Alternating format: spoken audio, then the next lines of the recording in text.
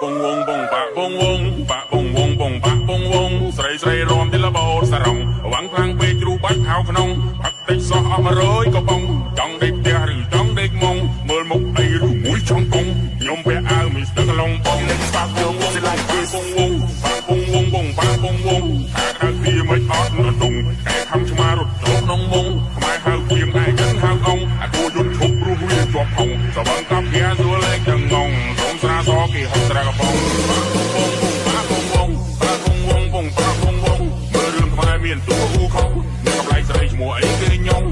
ចូលចិត្តញ៉ាំបងលហងតែពេលពុលឡានខ្ញុំថើតកងឥឡូវស៊ីគូកំភ្លេចដាក់កងរកបាត់នេះខ្ញុំឡើងវិលបង